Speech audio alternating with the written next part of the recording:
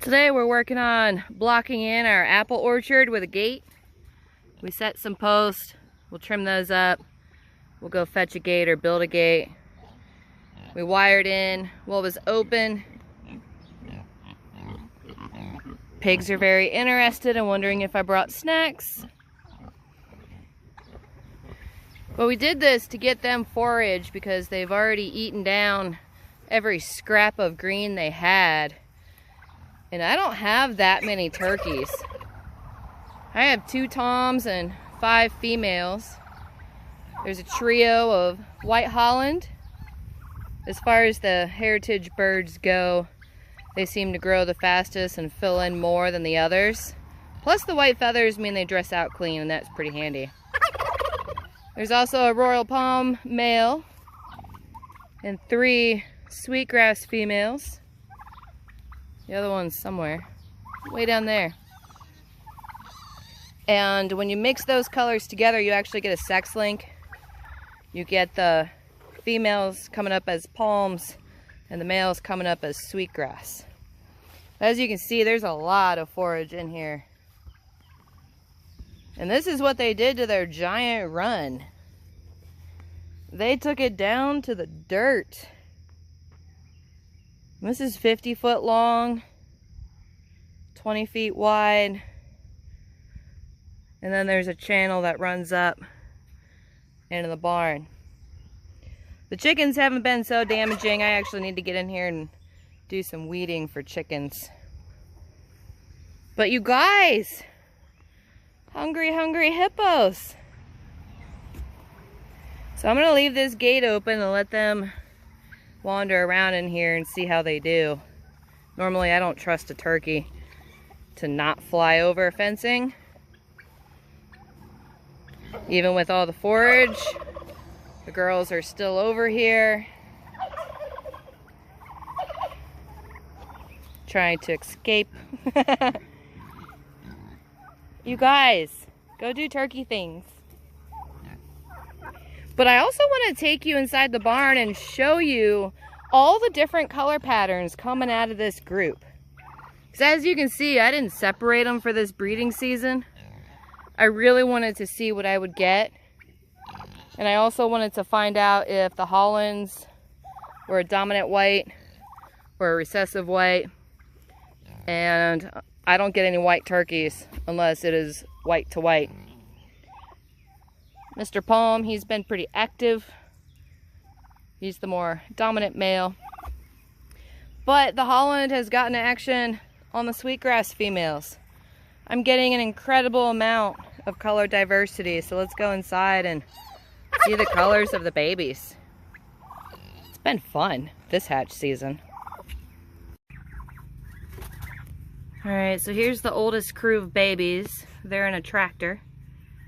Once they get more size to them, they'll go into a much bigger space. There's one white Holland doing a little display.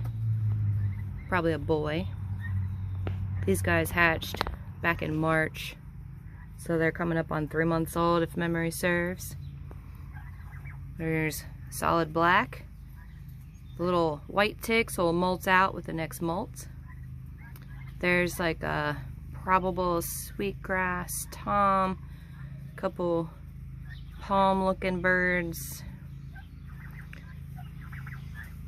and like a chocolate back there in the corner. If it comes back out, there's chocolate slate on some sort of pattern. I'm gonna wait and see what the next molt tells us. Those two are going to be the same color in the sweetgrass. There's a palm. That one's probably a palm. They're molting and regrowing, and they're going to do that again too. The only for sure color I've got in here is solid white, solid black. And we'll see what the others do. But it gets even more interesting when we go look at more babies. Let's go check them out. These guys are about 5 weeks old. They might be pushing 6 weeks. I didn't check my calendar first. But there's some more color variety going on. So I got another solid black one, but I also got 2 solid chocolates. And the mature chocolate turkey, those are really striking. So I have these guys in temporary holding to figure out who I might want to hang on to and who I'm going to move down to another tractor for grow out.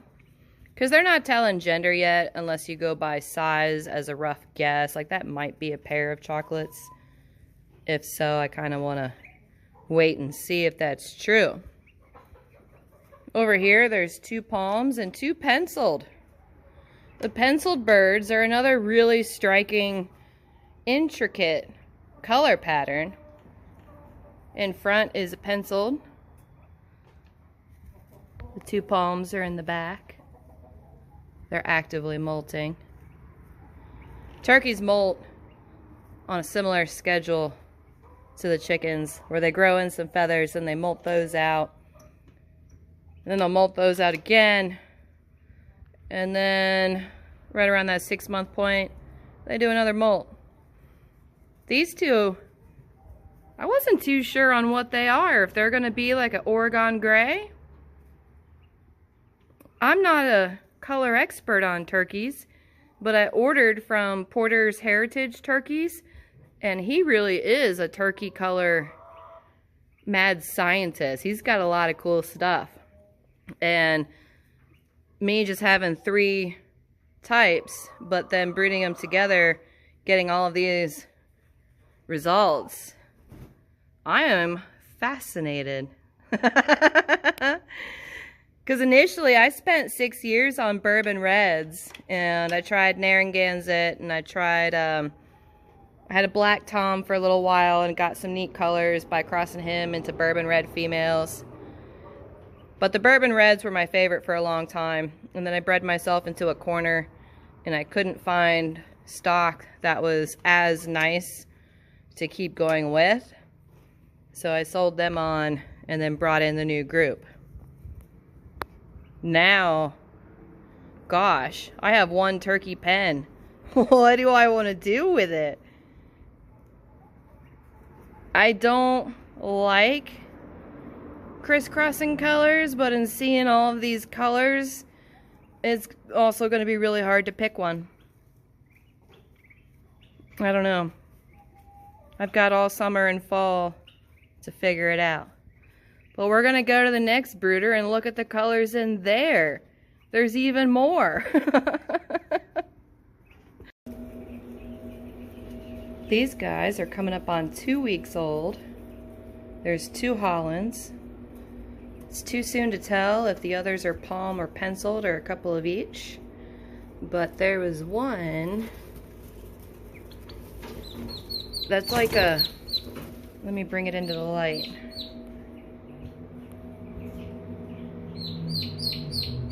There's some bluing. I don't know. This one's different. I haven't had this one yet.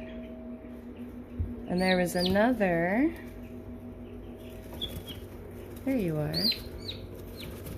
Let's see your funky colors. A lot more white, but there's the start of some sort of pattern. Also with that sort of slate, sort of chocolate. I don't know. Hold on, we'll get you back. So, I want to grow these longer and see. So intriguing.